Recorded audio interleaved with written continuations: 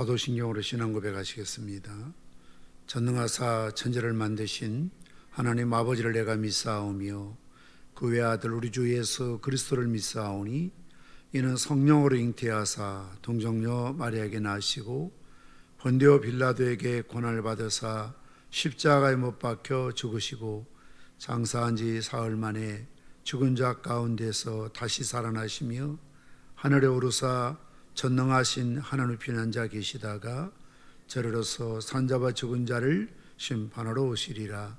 성령을 믿사오며 거룩한 공회와 성도가 서로 교통하는 것과 죄를 사하여 주시는 것과 몸이 다시 사는 것과 영원히 사는 것을 믿사옵나이다. 아멘. 찬송가 351장 찬송하신 후에 신은하 권사님 기도 인도하시겠습니다.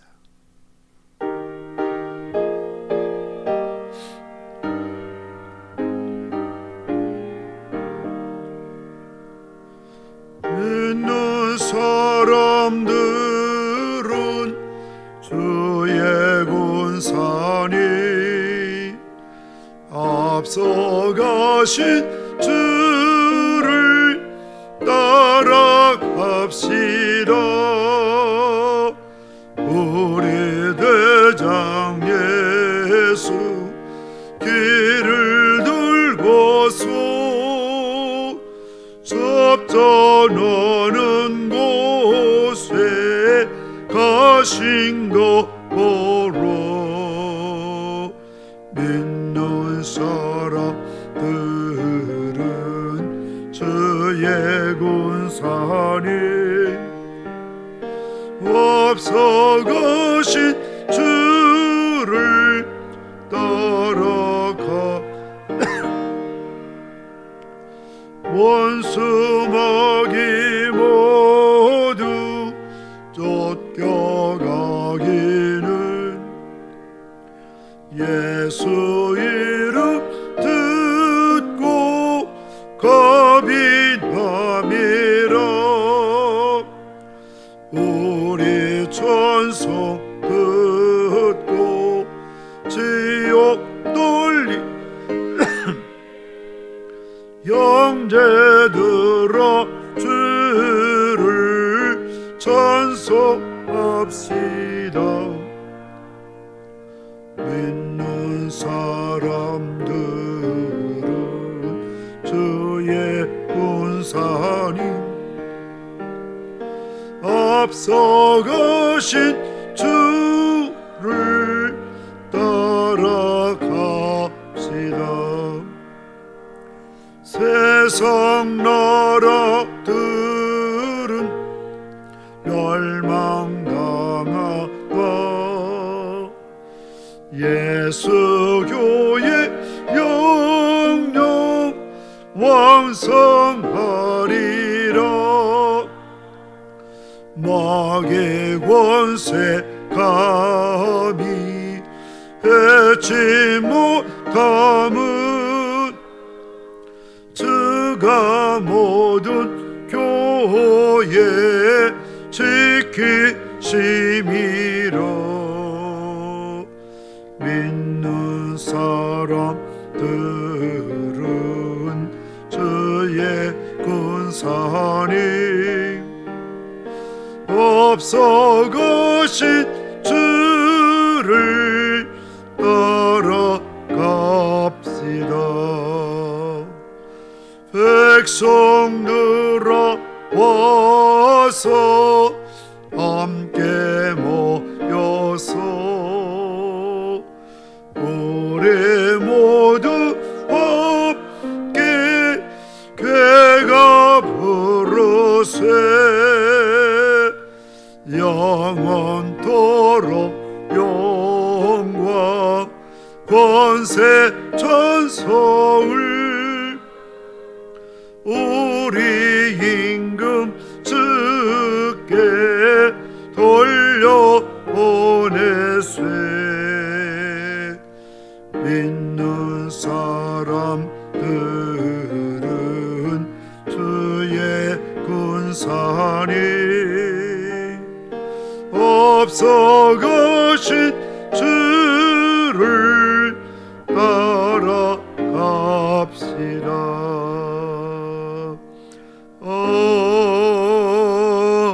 아멘. 신은하 권사님 기도 인도하십니다.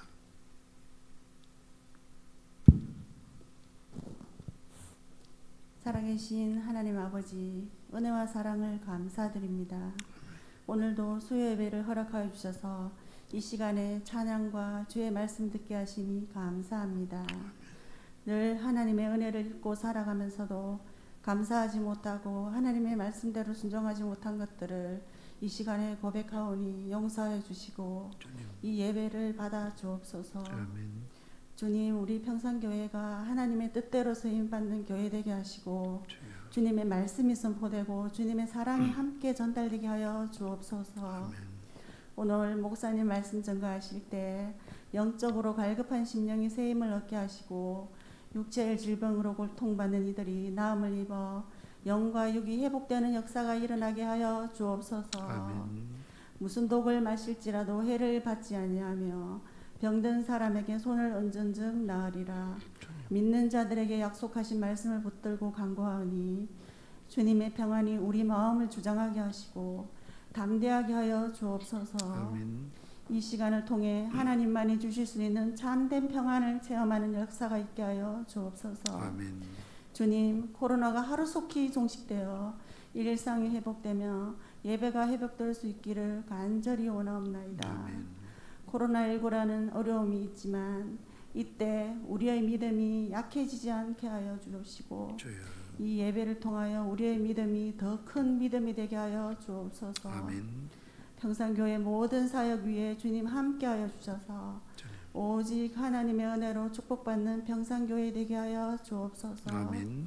감사드리며 예수님 이름으로 기도드립니다. 아멘. 아멘.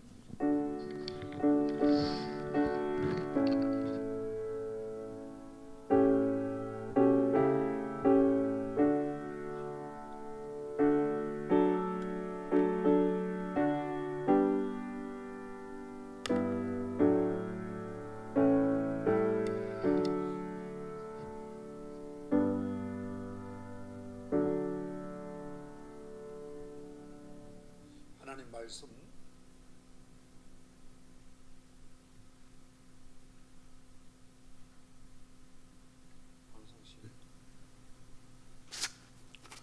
하나님 말씀 사도행전 19장 21절에서 22절 말씀까지를 합독하시겠습니다.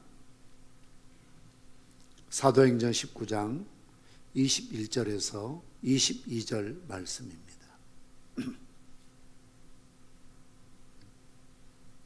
같이 읽겠습니다.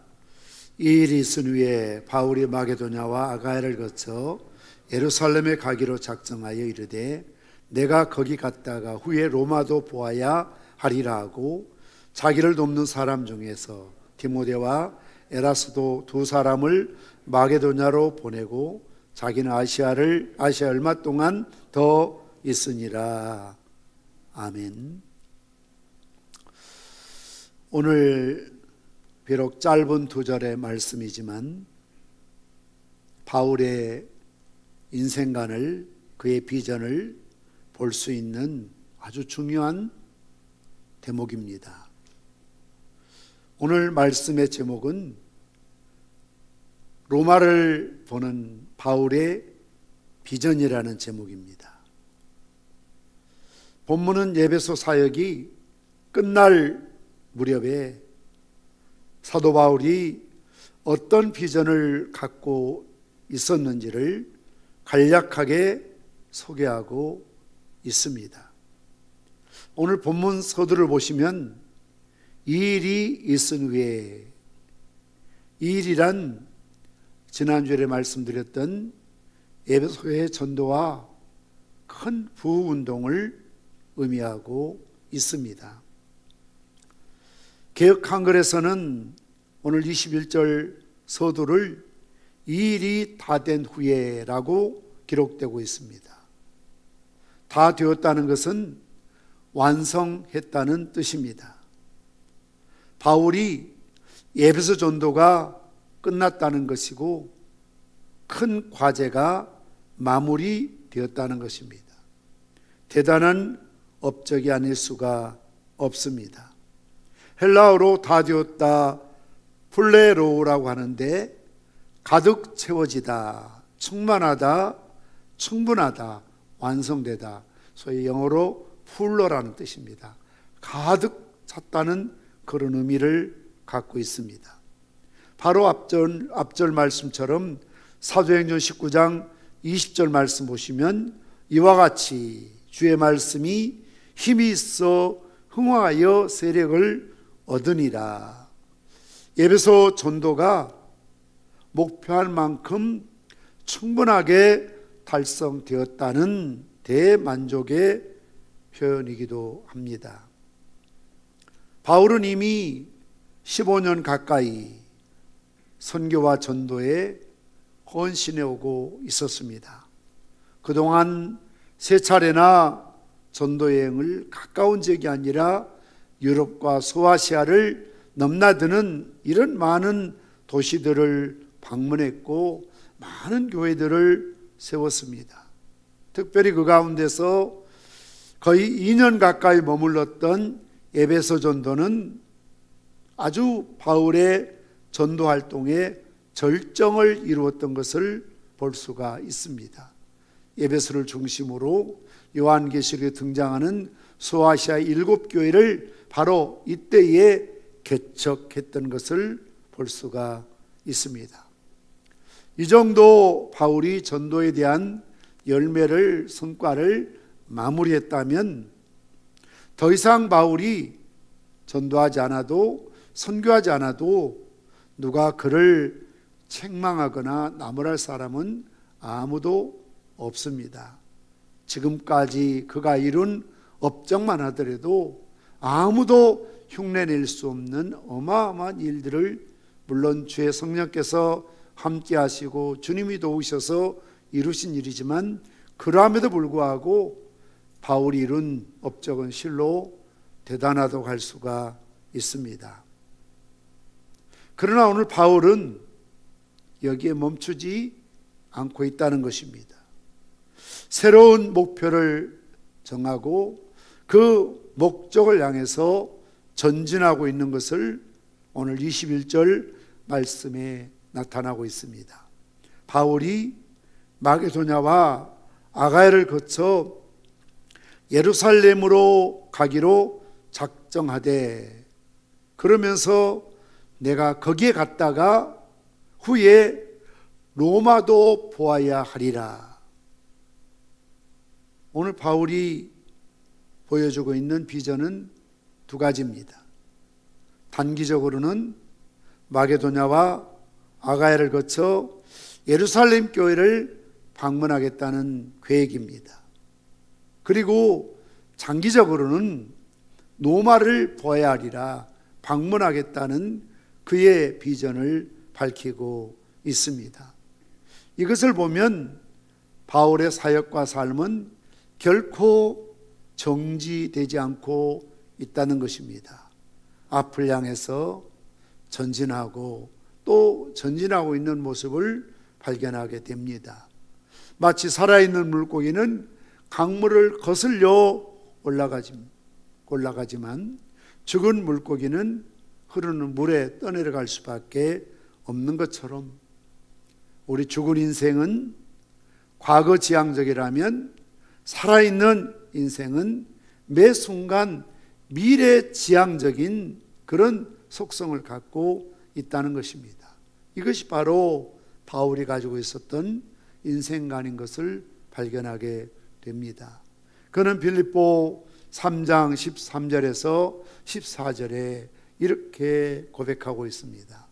형제들아, 난 아직 내가 잡은 줄로 여기지 아니하고 오직 한 일, 즉 뒤에 있는 것은 잊어버리고 앞에 있는 것을 잡으려고 푯대를 향하여 그리스도 안에서 하나님 위에서 부르신 부름의 상을 위하여 달려가노라. 과거를 잊어버리고 뒤에 있는 것들을 잊어버리고, 그러니까 과거 타령 또 과거 지향적인 그런 것들을 다 분토처럼 버리겠다는 것이죠. 왕년에 어떻게 했고, 젊었을 때 어떻게 했고, 5년 전에 10년 전에 내가 어떤 위대한 일을, 큰 일을 이루었고, 그건 다 잊어버리겠다는 겁니다. 과거에 매여 있는, 묶여 있는 삶이 아니라는 것입니다. 모든 것들을 다 잊어버리고 앞을 향해서, 표대를 향해서 달려간다는 것입니다. 이것은 소위 진행형입니다. 달려간다, 또 쫓아간다는 것이죠. 뛰어간다는 것이죠. 표대를 향해서, 고린 지점을, 목적을 향해서 지금도 나는 달리고 있다, ing라고 밝히고 있는 것입니다. 오늘 바울이 보여준 첫 번째 비전은 예루살렘 교회를 방문하는 것인데요, 그 목적은 구제를 위해서입니다. 오늘 본문의 말씀 보면 바울이 마게도냐와 아가야를 거쳐 예루살렘에 가기로 작정하여 이르되 자기를 돕는 사람 중에서 디모데와 에라스도 두 사람을 마게도냐로 보내고 자기는 아시아에 얼마 동안 더 있으니라. 사도 바울이 예루살렘 교회를 방문하려고 하는 목적은 유대인들을 구제하는 일입니다. 물론 예루살렘 교회, 초대교회도 포함되지만 더 포괄적으로 유대인들을 구제하기 위한 목적이라고 말씀하고 있습니다. 그 당시에 유대 지역에 잦은 흉년이 들었습니다. 또한 예루살렘 교인 중에도 굶주린 사람들이 많이 있었습니다. 그래서 이들을 돕기 위해서 마게도냐와 아가야 교회에게 특별한 모금을, 구제 헌금을 미리 준비하도록 서신을 통해서 보냈던 것을 볼 수가 있습니다. 그래서 오늘 디모데와 에라스도를 미리 마게도냐로 보낸 것은 그들이 모아두었던, 비록 설립된 지 얼마 되지 않는 개척교회요, 초신자들이 대부분이고, 그리고 교인 수도 얼마 되지 않았지만 그러함에도 불구하고 예루살렘 교회를, 모 교회를, 그리고 유다의 굶주린 주민들을, 백성들을 돕고 구제해야 된다는 사실을 밝히고 있습니다. 그러한 구체적인 내용이 로마서 15장 25절에서 27절 말씀에 기록되고 있습니다. 그러나 이제는 내가 성도를 섬기는 일로 예루살렘에 가노니 이는 마게도냐와 아가야 사람들이 예루살렘 성도 중 가난한 자들을 위하여 기쁘게 할 말을 연보하였습니다. 저희가 기뻐 사였거니와 또한 저희는 그들에게 빚진 자니 만일 이방인들이 그들의 영적인 것을 나누어 가졌으면 육적인 것으로 그들을 섬기는 것이 마땅하니라 라고 아주 깊은 영적인 원리와 질서를 밝히고 있습니다. 사실 유대인과 바울의 관계는 결코 좋은 관계는 아닙니다. 가는 곳마다 유대교를 믿는 유대인들이 바울을 괴롭히고 핍박하고 죽이려고 했습니다. 불편한 관계죠.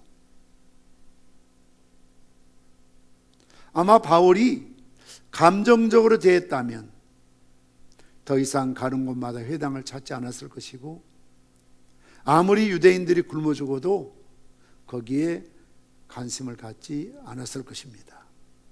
그러나 항상 바울은 긍정적이고 영적이고 신학적이고 성경적인 원리를 따르고 있습니다. 왜 유대인들을 구제해야 되느냐? 왜 바울이 유대인들을 과소평가할 수 없느냐? 그 이유는 복음이 유대인을 통해서 나왔다는 것입니다. 하나님의 율법이, 약속이, 말씀이, 믿음의 조상들이 모두가 다 유대인들을 통해서 나온 것이죠.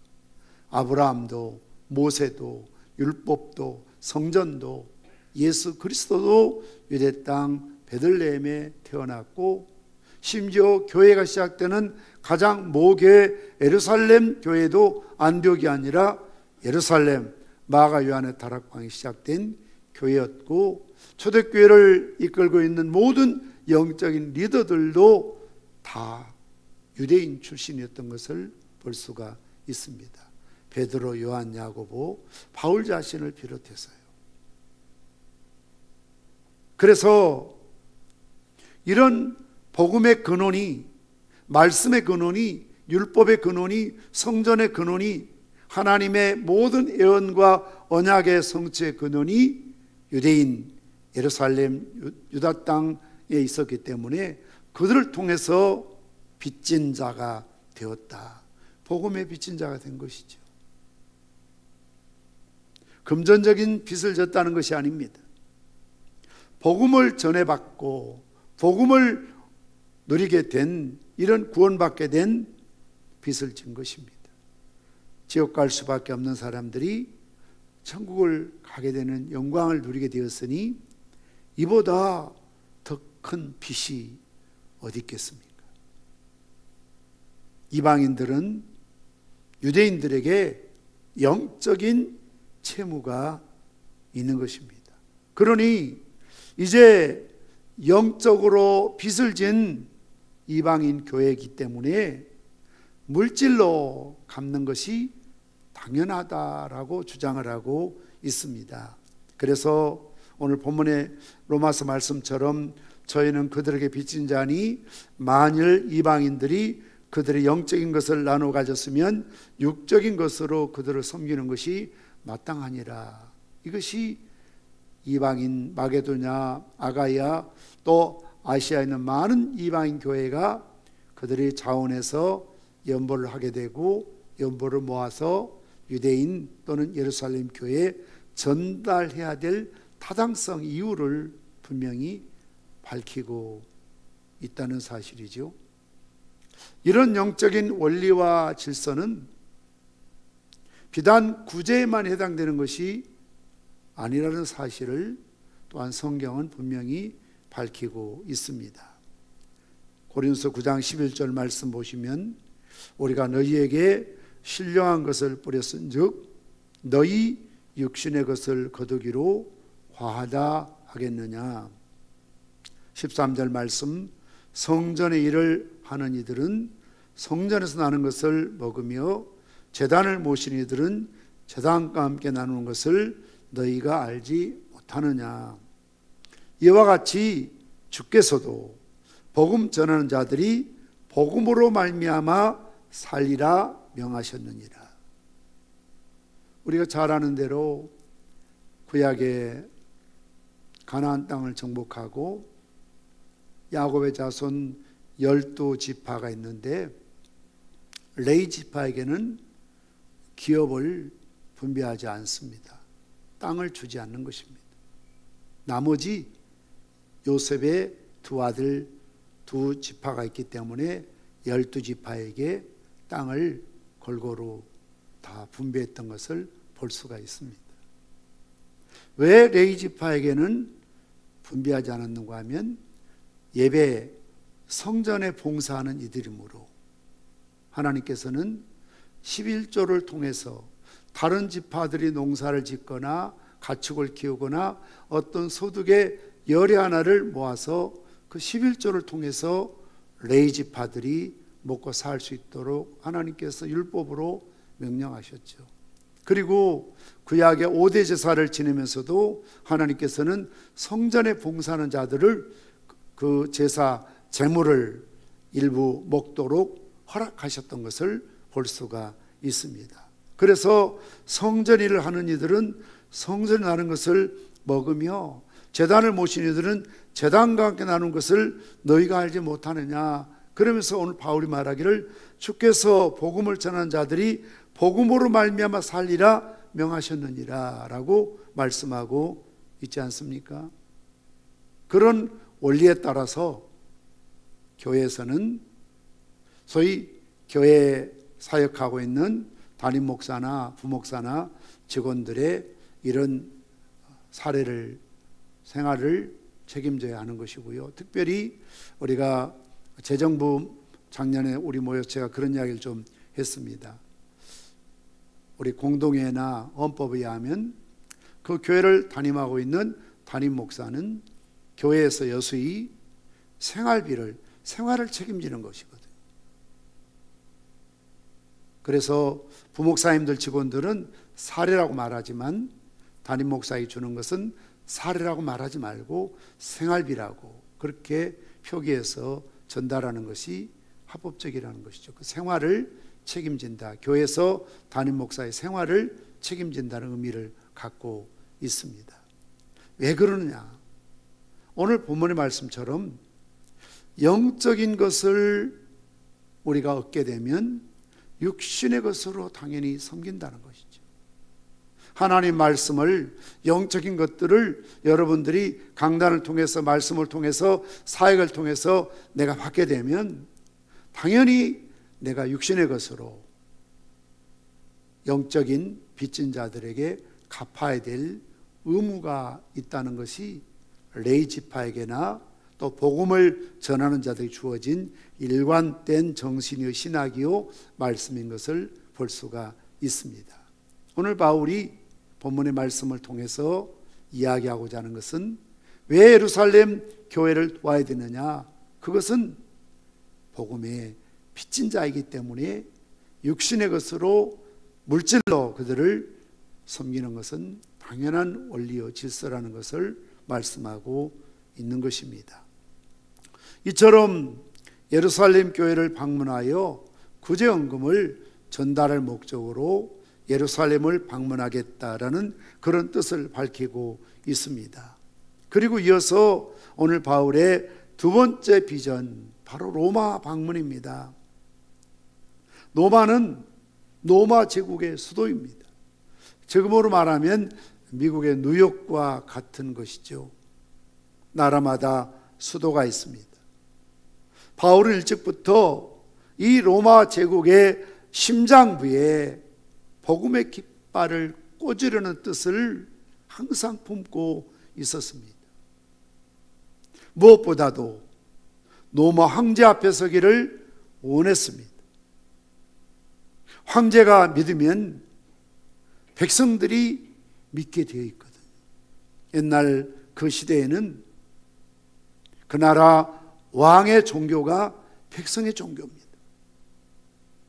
왕이 하나님 믿으면 모든 백성들도 하나님을 믿게 되어 있고, 왕이 우상을 섬기면 모든 백성들이 따라서 우상을 섬기는 그런 시대입니다.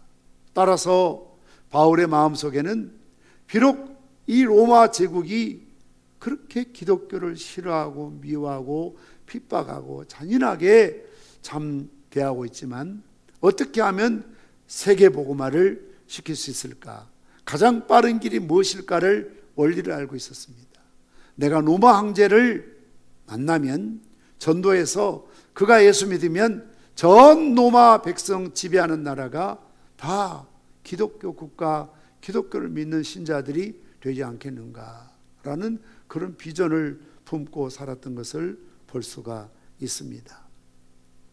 이러한 구상은 바울의 뜻이기 전에 주님의 뜻이기도 했습니다. 사도행전 27장 24절, 유라굴라 태풍 위에 그 위기 속에서 바울과 그 일행을 건지신 주님께서 뭐라고 하십니까? 바울아, 두려워하지 말라. 네가 가이사 앞에 서야 하겠고, 바울이 살아야 될 이유, 바울을 구원하신 이유, 유라굴라 태풍 가운데 하나님께서 바울과 그 일행을 지키신 이유는 뭡니까? 네가 가이사 앞에 서야 한다. 가이사는 황제거든. 로마 황제 앞에 서야 한다. 바울이 황제 앞에 재판을 받겠노라고 탄원했던 것은 자신의 억울함이나 누명이나 오해를 풀려고 황제 앞에 서겠다는 뜻은 결코 아니었습니다. 자기가 로마의 시민권을 갖고 있기 때문에 로마법에 의하면 로마 시민권을 갖고 있는 사람은 황제 외에는 그를 처벌할 수 있는 재판관이 없습니다. 그래서 내가 로마 시민이라고 밝히고 내가 황제의 재판을 받겠다고 요구했던 것은, 또 이런 요구를 거부할 수 없어서 지금 바울을 로마까지 압송했던 진정한 목적은 바울을 재판할 수 있는 유일한 재판관은 가이사 외에는 없다는 사실을 알고 있었기 때문에 로마로 압송하고 있는 것이지요. 그래서 오늘 주님께서도 네가 가이사 앞에 서야 하리라 라고 말씀하고 있습니다. 바울은 에베소를 떠나 예루살렘에 갔다가 체포를 당하지 않습니까? 그리고 가이사라에 2년간 감옥에 갇혀 있게 됩니다. 그 2년 동안 여러 차례 최고 지도자들 앞에서 신문을 당하게 됩니다.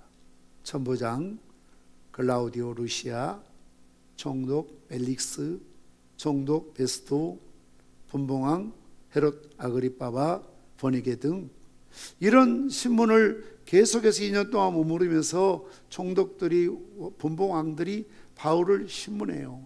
심지어 총독 가운데는 이런 바울을 신문하면서 뭔가 얻고자 합니다.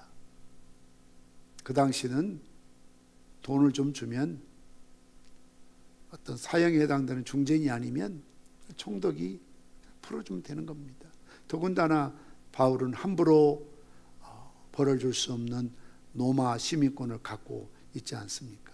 그러니 바울을 몇 번 만나고 이야기해 보면 아마 바울이 돈이 없으면 그 바울 주변의 사람들이라도 돈을 모아서 자기가 얼마를 주면 풀어주려니 하는 뭔가 그런 기대를 가지고 자꾸 바울을 불러서 이렇게 신문하면서 대화를 나누는 것이죠.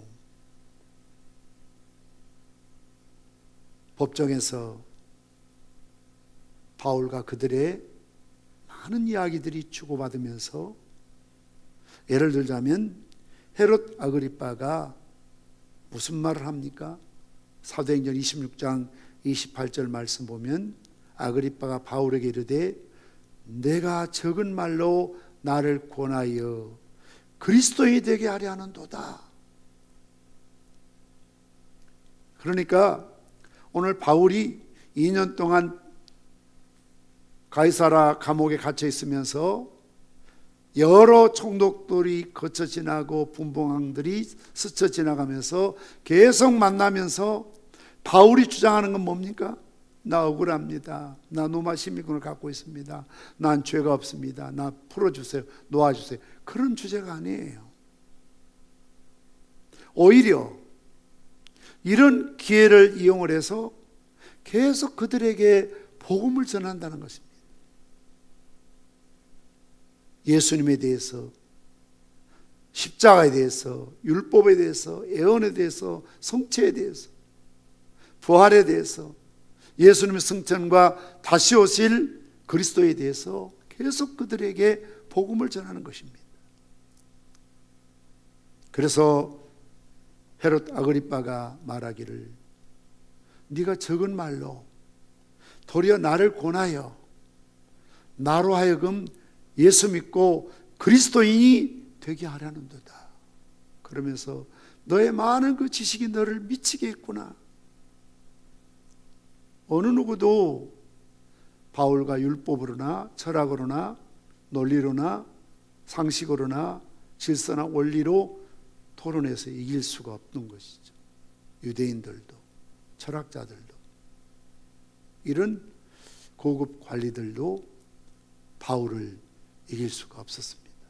바울의 그 탁월한 지식, 신학, 율법, 또 철학과 상식이 가득했다는 거죠. 그럼 네 많은 그 지식이, 네가 어쩌다가 그렇게 많은 지식을 갖고 있는데 예수에 미쳤느냐? 정상적으로 보지 않는 거죠. 그러면서 네가 나를 권하여 나를 그리스도인으로 만들려고 하느냐? 죄수의 몸인 네가 어떻게 재판관인 나를, 왕인 나를, 총독인 나를 설득해서 복음을 전하고 예수를 믿게 하려고 하느냐, 시도하느냐, 이렇게 반응했던 것을 볼 수가 있습니다. 이러한 바울의 비전은 그들에게만 해당되는 것이 아니라 가이사야까지, 로마에 가겠다는 그런 결연한 의지를 갖고 있었던 것을 볼 수가 있습니다. 결국 그는 로마에 가게 되지 않습니까? 그리고 그의 비전은 로마에만 머물러 있는 것이 아니었습니다. 그 당시에 모든 사람들이 땅끝이라고 하는 스페인, 이것을 서바나라고 하지요. 로마서 15장 20절 말씀 보면 또 내가 그리스도의 일을 부르는 곳에는 복음을 전하지 않기로 힘썼노니 이는 남의 터 위에 건축하지 아니하려 함이라. 성경에는 나와 있지 않지만 우리가 아는 것처럼 베드로도 로마에서, 코바디스 영화에 보면 로마에 와서 복음을 전했고, 그 이유 때문에 로마 교황청에서는 베드로를 초대 교황으로 이렇게 믿고 있는 것입니다. 로마에 바울뿐만 아니라 이미 베드로, 다른 사도들도 가서 복음을 전해서 이 복음이 확산되고 있었기 때문에 바울이 말하기를 남의 터 위에 내가 복음을 전하지 않는다, 그리스도의 일을 부르는 곳에 복음을 전하지 않을 것이다 하면서 남의 터 위에 내가 건축하지 않겠다라고 말합니다. 그러면서 그는 말하기를 로마에 가긴 하지만 오래 머물러 있을 계획은 없지요. 우리가 사도행전 28장의 말씀처럼 로마에 약 2년 동안 머물면서 비교적 자유롭게 사람들을 만나고 또 전도했던 것을 볼 수가 있습니다. 로마서 15장 23절에서 28절 말씀 보면 이제는 이 지방에 일할 것도 없고 또 여러 해 전부터 언제든지 서바나로 갈 때에 너희에게 가기를 바라고 있었으니 그러므로 내가 이 일을 마치고 이 열매를 그들에게 확증한 후에 너희에게 들렸다가 서바나로 가리라. 이 서바나는 한자로 사바나인데 이걸 스페인을 서바나라고 부르고 있는 것입니다. 우리가 잘 아는 것처럼 스페인은 저 아프리카 거의 남단에 있는 그런 포르투갈, 스페인 붙어 있지 않습니까? 희망봉이라는 소위 태평양과 대서양이 만나는 분기점에 위치해 있는 것을 볼 수가 있습니다. 거기가 땅끝이라고 생각했습니다. 신대륙을 발견하기 전이니까요. 물론 나중에 신대륙을 발견하게 되지만 그 당시까지만 하더라도 사람들이 사는, 머무는 가장 끝이 서바나, 스페인이라고 생각했기 때문에 바울의 여정은 사도행전 1장 8절 말씀처럼 너에게 성령이 임하시면 너희가 권능을 받고 온 예루살렘과 유다와 사마리아와 땅끝까지, 땅끝이 서바나입니다. 스페인입니다. 그래서 바울은 자기가 살아있을 때에, 자기 당대에 사도행전 8절 말씀처럼 예루살렘과 온 유다와 사마리아와 아시아와 유럽뿐만 아니라 로마뿐만 아니라 땅끝이라고 생각했던 서바나, 스페인까지 가서 복음의 깃발을 꼽고자 하는 비전을 갖고 있었던 것을 볼 수가 있습니다. 대단한, 정말 아무나 생각할 수 없는 넓은 세계관입니다.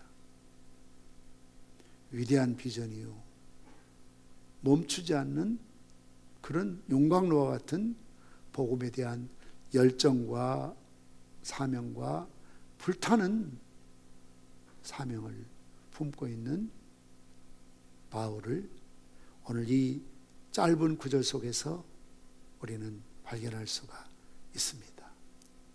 노마도 봐야 하리라. 카이사 앞에 서야 하리라. 2000년 전 자기가 살고 있는 문화권을 벗어난다는 것은, 나라를 벗어난다는 것은 죽음을 의미했습니다. 지금과는 전혀 상황이 다릅니다. 스페인을 바라본다는 것은 죽음을 각오하지 않으면 불가능한 시대였습니다. 그 당시는 교통편이 많지 않았기 때문에 수 없는 배들이 유라굴라 같은 태풍 만나면 그냥 좌초되고 깨지는 겁니다. 배들이 다 죽습니다. 육로를 따라서는 못 가겠네요. 배를 타고 걷고 또 산을 넘고 이런 일을 함에 있어서 죽을 각오 아니면 불가능한 일이 바로 로마로 가는 길이고, 마치 호랑이를 잡기 위해서 호랑이 속으로 들어가는 것이지 않습니까? 그렇게 가이사 로마 황제가 기독교인들 싫어해서 미워해서 그렇게 로마가 지배하는 모든 지역에 공문을 내려서 기독교를 말살하라는 그런 시대에 내가 로마로 들어가겠다.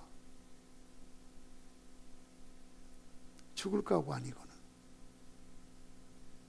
불가능한 일이고, 더군다나 땅끝이라 생각하는 서바나까지 가야 하리라, 스페인까지 가겠다는 그런 그의 비전은 실로 주님이 주신 말씀을 내 당대에 내가 다 완성하리라, 이루리라라는 그런 사명이 없이는 불가능했던 것을 볼 수가 있습니다.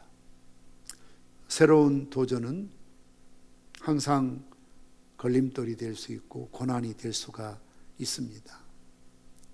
우리가 어떤 새로운 일을 벌이는 것 자체가 얼마나 힘든 일입니까? 오늘 우리 전국 영남 교직자 상임회장단 우리 교회에서 모임을 가졌는데요. 우리 김정은 목사, 허은 목사님 이렇게 부부 와서 교제하고 회의하고 식사를 하고 차를 나누면서 그런 이야기 했습니다. 김정은 목사님이 그러시더라고요. 두 분 참 대단하시다고. 자기는 개척할 엄두를 내지 못했다는 것입니다. 어떻게 개척을 생각했느냐고. 그리고 개척에서 이렇게 성장한 애는 1%채 되지 않는 그런 일인데 정말 놀랍다고, 부럽다고, 존경한다는 그런 표현을 하시더라고요. 개척을 하면 모든 것이 새로운 도전이지 않습니까?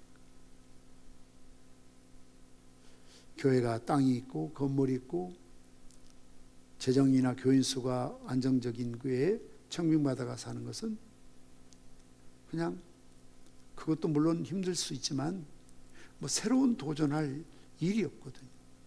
그러나 개척하게 되면 전도하는 일, 교육하는 일, 그리고 1인 다역이죠. 혼자서 담임 목사요, 주일학교 설교해야 되고 차량 운행해야 되고 구역예배 인도해야 되고, 그러면서 또 땅을 사야 되고 건축을 해야 되고 이 모든 일을 복합적으로 다 해야 하잖아요. 그 새로운 도전이죠. 제가 그랬습니다. 못 모르고, 저는 못 모르고 했습니다. 아무것도 모르고 하다 보니까 했는데 글쎄요, 지금 다시 하라면 못할 것 같습니다. 그게 사실이에요. 지금 다시 개척하라면 글쎄요, 모르고 처음 길을 갈 수 있지만 알고는 그 힘든 길을 가기가 쉽지 않습니다. 그러면서 제가 그런 이야기 했지요. 그래도 그때는 개척교회 하면 하나님께서 개척에 대한 사명 있는 분들을 보내주시고 붙여주셨거든요. 올평에 개척할 때 초읍에서 감리교 출신이었지만 김영남, 이건숙 집사님 부부가 와서 대우자동차 영업소장님이셨는데 정말 신실하게 잘 섬기셨습니다. 토요일 모셔서 꽃꽂이도 다 하시고 재정도 보시고 개척교회 재정 모자라면 항상 자신들이 헌금해서 재직회 할 때 마이너스 보고 해본 적이 없어요. 때로는 10에 2조, 10에 3조 모자란 걸 다 그분들이 채워놓으셨어요. 매 주마다 개척교회 이렇게 강례산 꽃꽂이에도 단 한 번 헌화비를 받아가 보신 적이 없어요. 지금도 그 생각하면 참 안타까운 일이 있었는데 언젠가 토요일 오셔서 꽃꽂이 하시다가 꽃을 따르다 그만 손가락을 잘랐어요. 그 흔적을 갖고 계세요. 또 유엔모지의 부산의 대연동에 사시는 집사님 부부가 들어와서 교회를 또 잘 섬겨주셨습니다. 그러니까 옛날에는 그런 초라한 교회 같지 않는 그런 초라한 곳이었지만 그런 내가 개척교회를 돕겠다는 사명을 갖고 섬기는 분들이 계셨거든요. 근데 지금은 참 죄송하지만 제가 그랬어요. 지금 개척하면 힘들고 안 되고 망할 겁니다. 문 닫을 겁니다. 2021년도만 힘들고 어려운 개척교회 미자리 교회 우리 교단만 1,500개 교회가 문을 닫았습니다. 이제는 옛날처럼 어려운 교회에서 봉사하지 않으려고 합니다. 힘들게 수고하지 않으려고 합니다. 십자가 지지 않으려고 합니다. 어려운 재정, 정말 개척교회는 모든 일들을 다 그분들이 하셔야 되거든요. 교인이 없으니까요. 굳은 일 다 하셔야 되거든요. 주일날 모든 일들을 다 하시죠. 그래서 주일 아침에 9시 주일학교에 오시면 그땐 저녁 예배니까요. 저녁 예배 마치면 10시가 넘습니다. 그때 제가 했던 일 가운데 하나는 토요일 밤이면 부산의 천일극장 앞에 있는 피아노 학원, 제가 부산에 있을 때 아는 집사님 형님이 그 학원 원장님이셨는데 봉고차를 토요일 밤에 빌리러 가서 그것도 좋지도 않는 차인데 그 차를 끌고 와서 주일날 운행하고 밤에 다 이제 저녁에 마치고 모셔드리고 그리고 그 차를 월요일 또 학원에 운행해야 되니까 그 차를 끌고 또 천일극장 학원 앞에 차를 세우고 약속된 어떤 장소에 열쇠를 딱 넣어놓고 나는 다시 지하철 타고 노포동에서 시외버스 타고 또 내려오면 집에 들어오면 12시가 되죠. 매 주일 그렇게 했습니다. 토요일 밤이면 가서 차 빌려오고 주일 밤 끝나면 차 갖다 오니 시키고 지금 같으면 우리 장사님 갖다 주고 오세요. 빌려올 일도 없지만 집사님 좀 다녀오세요. 그렇지만 주보를 하는 일부터 시작해갖고 모든 걸 다 혼자 해야 되잖아요. 꿈 같은 일들이죠. 어떻게 세월이 지났는지 모를 만큼 그런 시간들이었는데 그래도 감사했던 것은 함께 섬겨주었던 신실하신 그런 동역자들, 그런 분들이 계셨기 때문에 그나마 가능했던 일이 아닌가 하는 생각이 들 때가 많이 있습니다. 이처럼 새로운 일을 시작한다는 것 고난이요 시련입니다. 우리가 어떤 새로운 비전을 갖는다는 것 쉽지 않습니다. 이런 비전을 갖고 살았던 바울이 결국 로마에까지 가고 감옥에서 수년을 지나면서 모든 군인들에게 오가는 군인들에게 복음을 전하고 잠시 석방되었다가 다시 네로 황제 때 붙잡혀서 처형을 당해서 순교의 제물이 되었던 것을 볼 수가 있습니다. 아쉽게도 바울이 살아있을 때는 로마가 복음화되는 것을 보지 못했고, 그는 스페인 가기를 원했지만 스페인을 갈 수가 없었습니다. 그것으로 그의 일생이, 죽음이 끝나는 것처럼 보이고 복음이 다 사장되고 문을 닫는 것처럼 보였지만, 바울이 고백했던 것처럼 그가 뿌렸던 복음의 씨앗들이 동토와 같이 그 핍박 속에 그 씨앗들이 땅 속에 있지만 썩지 않고 다 생명력이 있어서 나중에 봄이 되니까, 때가 되니 폭발적으로 로마의 부흥운동이 일어나고, 로마를 통해서, 로마의 어떤 그런 길을 통해서, 또 로마 군인을 통해서 온 세계가 기독교로 복음화될 수 있었던 놀라운 열매들을 거두게 되고, 스페인, 포르투갈, 또 신대륙뿐만 아니라 온 세계가 기독교 복음이 전해졌던 것을 보게 됩니다. 식인종이 득실되는 아프리카까지 리빙스턴 같은 선교사가 들어가서 복음을 전했던 것을 보게 되는 것입니다. 바울은 에베소 전도 당시 고린도에 보낸 편지에서 이런 말을 하고 있습니다. 고린도서 11장 23절 이하의 말씀입니다. 그들이 그리스도의 일꾼이냐? 정신없는 말을 하거니와 나는 더욱 그러하도다. 내가 수고를 넘치도록 하고 옥에 갇히기도 더 많이 하고 매도 수없이 맞고 여러 번 죽을 뻔하였으니 유대인들에게 40에서 하나 감한 매를 5번 맞았으며 3번 태장으로 맞고 1번 돌로 맞고 3번 파선하고 일주일을 깊은 바다에서 지냈으며 여러 번 여행하면서 강의 위험과 강도 위험과 동족의 위험과 이방인의 위험과 신의 위험과 광야의 위험과 바다의 위험과 거짓 형제적인 위험을 당하고, 또 수고하며 쓰고 여러 번 자지 못하고 줄이며 목마르며 여러 번 굶고 춥고 헐벗었노라.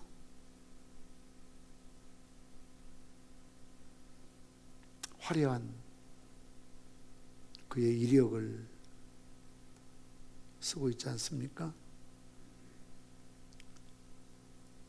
복음의 비전을 갖고 살아갔던 그에게 주어진 것은 매도 맞고 죽을 뻔하고 수없이 파손하고 강과 강도와 동족과 이방인과 시내와 광야와 바다와 거짓 형제의 위험 속에 살고 있습니다. 그래서 말하기를 한마디로 수고하며 애쓰고 여러 번 자지 못하고 줄이며 목마르며 여러 번 굶고 춥고 헐벗었다.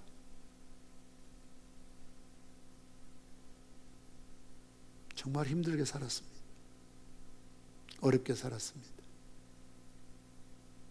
그렇다고 바울이 사역을 중단한 게 아니었습니다. 유대인들이 괴롭힌다고 유대인의 전도를 멈추지 않습니다. 가는 곳마다 유대인들에게 박해를 받고 쫓김당하고 심지어 결사대를 조직을 해서 바울을 죽이기 전에는 우리가 먹지도 않고 마시지 않겠다 했지만, 또 다른 지역 가면 제일 먼저 찾는 곳이 또 유대인 회당이었어요.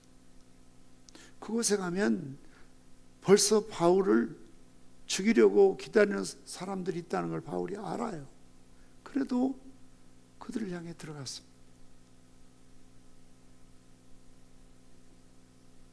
이방인들을 외면한다고, 얼마나 그 당시에 유대인도 이방인을 개처럼 싫어하지만 이방인도 유대인들을 상종하지 않던 시대 아닙니까?